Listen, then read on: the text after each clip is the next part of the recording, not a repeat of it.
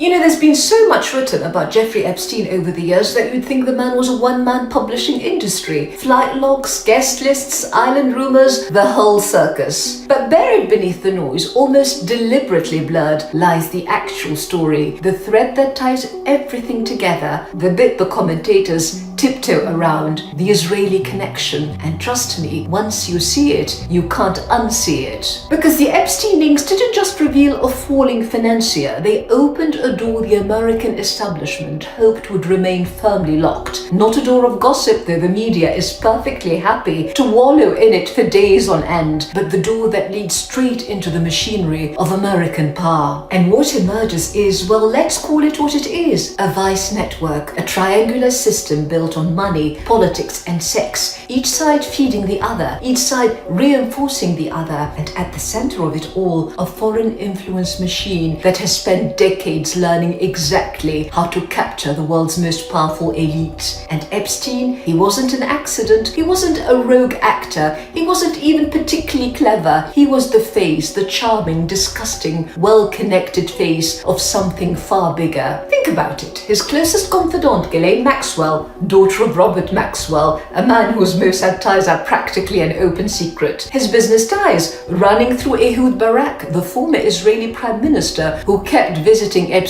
even after the conviction, and conveniently headed Carbyne, an Israeli security tech firm Epstein invested in. And then there's the revelation from Dropsite News. Yoni Koren, a senior Israeli intelligence officer, literally living in Epstein's Manhattan home for long stretches between 2013 and 2016, living in his house. You tell me, does that sound like a man orbiting intelligence circles or a man at their very center? Exactly. But possibly the most disturbing revelation isn't about Epstein at all. It's about the elite who flocked to him, from Texas boardrooms to Abu Dhabi palaces, fawning over him like he was the maître d'or of the global power club. Because he was the key holder, the man who could get you into rooms normal politicians only dreamt of, rooms where consequences vanished and appetites reigned. Epstein's world, the island, the jets, the apartments, wasn't a playground. It was a trap, a factory of leverage, a catalogue of weaknesses, a one-stop compromat shop. And here's the bitter truth. A compromised man is a controlled man. A guilty man is an obedient man who would sign anything. And a man terrified of exposure, well, he's practically gift-wrapped for whoever wants to use him. Which brings us to the daylight arm of the same machine, Aipac. If Epstein was the covert tool, the psychological, sexual, compromising mechanism, then Aipac was the visible one, the financial arm, the legislative arm. One seduced, the other bought, two halves of one system. Last year alone, Aipac funneled over $53 million into American elections, backing 361 candidates. That's not philanthropy, that's procurement. But here's where it gets interesting, because the facade is cracking. Aipac's annual congressional trips collapsing. In 2023, 24 first-term Democrats went. This year, 11 out of 33. 7 even pulled out after their flights were booked. Even Hakeem Jeffries, once a loyal attendee, didn't turn up. And that says a lot. Candidates are returning donations. Governors like Gavin Newsom and Josh Shapiro are squirming when asked if Aipac money compromises them, which, by the way, it obviously does. And the polling, devastating. Candidates backed by pro-Israel lobbies are now more likely to lose support than gain it, especially among young and democratic voters. As the progressive Jewish writer Peter Baynard put it, they don't fear Aipac, they fear being associated with Aipac. And the panic is palpable. Aipac released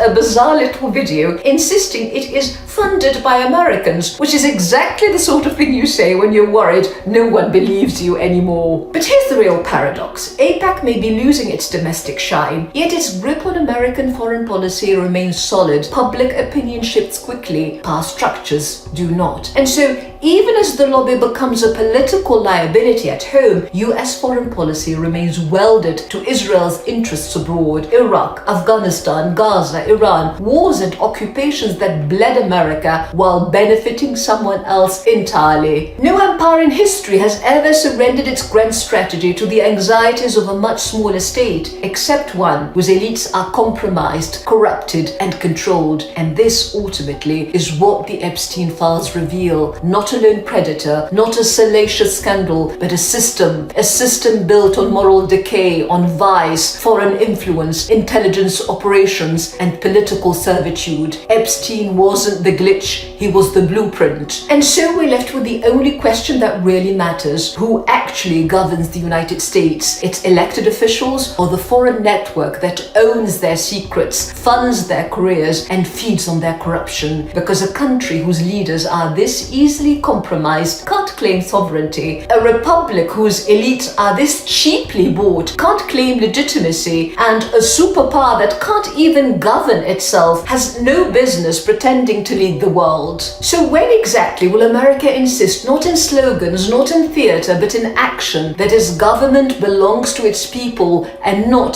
to Tel Aviv? That is the question the Epstein files leave behind, and it's not going away.